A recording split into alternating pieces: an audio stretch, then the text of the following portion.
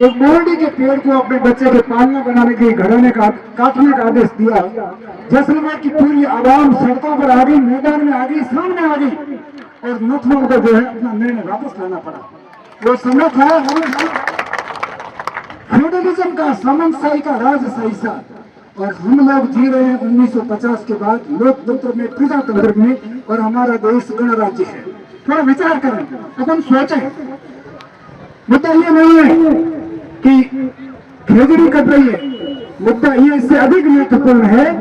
हमारे देश में पूंजी, मजदूर, किसान, आम व्यक्ति और प्रकृति के जीव जंतुओं के साथ एक बहुत ही अलग ढंग का खेल खेल रही है। उस पूंजी के खेल को समझने की आवश्यकता है, समझने की आवश्यकता है। कॉर्पोरेट जगत जो है वो अपनी पूंजी के बल पर जहां जाता है अपना साम्राज्य बिछा देता है। हम लोग अखबारों में पढ़ते हैं, सारी चीजें जानते हैं। मैं एक दो उदाहरण से मेरी बात आपके सामने रखना चाहता हूँ। नॉर्थ ईस्ट लद्दाख इस बात से दुखी है कि हमारे ग्लेशियर्स की हाइट घट रही है। प्रकृति ने हमें जो सौंदर्य दिया है वो सौंदर्य को दिन प्रतिदिन घटाया जा रहा है, खत्म किया जा रहा है। और आप अखबारों में पढ़ चुके होंगे कि लद्दाख से लेकर के दिल्ली तक उन्होंने एक पर्यावरण संरक्षण की यात्रा की। एक व्यक्ति जूझ रहा है, क्यों जूझ रहा है? प्रकृति ने, कुदरत ने हमें जो सौंदर्य दिया है वो मिटाया जा रहा है। ये खेजड़ी भी प्रकृति ने हमको दी है। यहाँ पर हम देख रहे हैं जल, जंगल और जमीन तीनों के साथ अन्याय हो रहा है। कुदरत ने हमें हवा दी, पानी दिया, धूप दिया। आदमी क्या कर रहा है?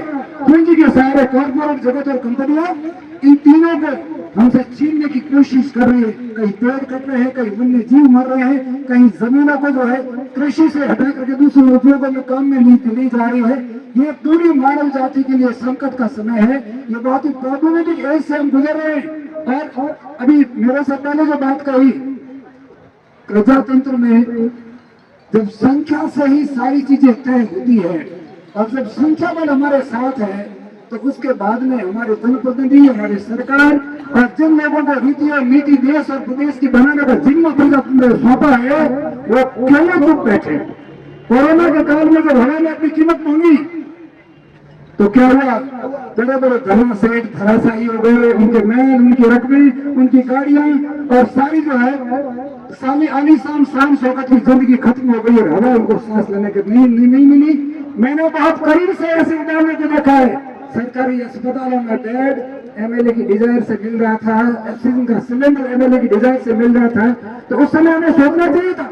राजस्थानी के एक कवि ने एक जगह लिखा, तो अजब गजब पोखारो हो, घणो बिगड़ो ढालो है, सौकार हजारों में जरा कुत्ते घूमे कारो में, ईमान डूब गया बड़िए में, लीक मिला में बड़िए में, कूद गया परिवार फैला कुतियों गई और गांधी खाने देश में क्या कर दिया।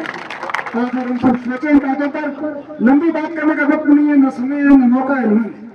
मैं बार-बार के तमाम आवाम को दिल की अंदर गहराइयों से बहुत आभार व्यक्त करता हूँ, धन्यवाद देता हूँ कि आप सबने बाड़मेर को बंद रख करके इस पर्यावरण संरक्षण के पवित्र आंदोलन को जो समर्थन दिया वो अपने आप में एक बहुत बड़ी धरोहर है। मैं जानता हूँ गाड़ा मजदूर, देड़ी कमाने वाला आदमी जिसके लिए आधे दिन की मजदूरी चली गई है, उससे हमको कई प्रकार के संकटों का सामना करना पड़ेगा। लेकिन उसने अपनी मजदूरी और अपनी जीविका को ध्यान नहीं दिया। उन्हें कटते हुए पेड़ों को बचाने के लिए त्याग किया। मैं उन सब का वर्णन करता हूँ, नतमस्तक हूं। आप सब लोगों ने बहुत सहयोग दिया और मेरी बात, मैं देख रहा हूँ सबके चेहरे बहुत खिल रहे हैं। मेरी बात आपने इत्मीनान सुनी। ये बाड़मेर जिला आप सबके साथ है। आप जितना जोश है सदुगने जोश के साथ इस आंदोलन को आगे बढ़ाइए। आवाज आप देना, हम हमेशा आपके साथ रहेंगे। सतीश को पर्यावरण को ही पर्यावरण को बचाने की आवश्यकता है। राजस्थान में कहा थे घर घासियारा बैल है फिर ऊंधा भी नहीं बना। इतनी बात करके मैं मेरी बात पूरी करता हूँ। आप लोगों ने मुझे मौका दिया, धन्यवाद। जय हिंद, जय भारत।